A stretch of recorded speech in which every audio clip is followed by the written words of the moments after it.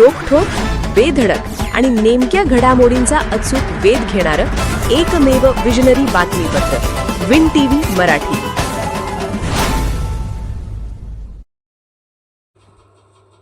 Motorcycle व Suzuki कॅरीची समोरासमोर धडक, मोटरसायकलस्वार ठार.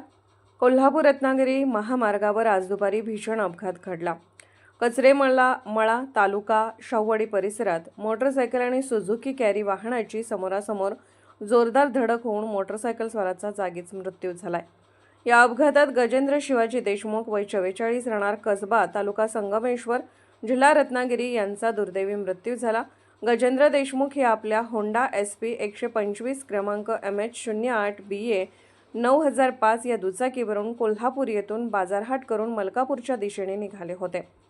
यावेळी समोरून येणाऱ्या सुझुकी कॅरी क्रमांक MH09 FL 9501 वाहनाने रस्त्याची परिस्थिती न पाहता निष्काळजीपणे वाहन चालवत त्याच्या मोटरसायकलला जोरदार धडक दिली.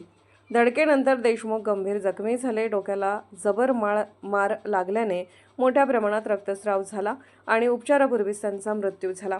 या प्रकरणी मृताचे वडील शिवाजी गणपती देशमुख यांनी मलकापूर पोलीस स्टेशन येथे फिर्याद दिली आहे. त्यानुसार सुझुकी कॅरी चालक तुकाराम शंकर माने राहणार वालोर तालुका शाहूवाडी यांच्या विरोधात गुन्हा दाखल करण्यात आलाय. मृतदेहाचे शवविच्छेदन मलकापूर रुग्णालयात करून रात्री नातेवाईकांच्या ताब्यात देण्यात आले. घटनेचा अधिक तपास पोलीस हेड कॉन्स्टेबल MA मुलानी करत आहेत. दरम्यान या महामार्गाचे काम सुरू झाल्यापासून अपघाताची मालिका सुरूच असल्याने ती थांबणार कधी असा प्रश्न प्रवासी वर्गातून उपस्थित केला जातोय. विन टीव्ही मराठीसाठी शाहूवाडीहून Nathuram Daware. Win TV Marathi news चॅनलला लाईक करा, शेअर करा आणि सबस्क्राईब करा.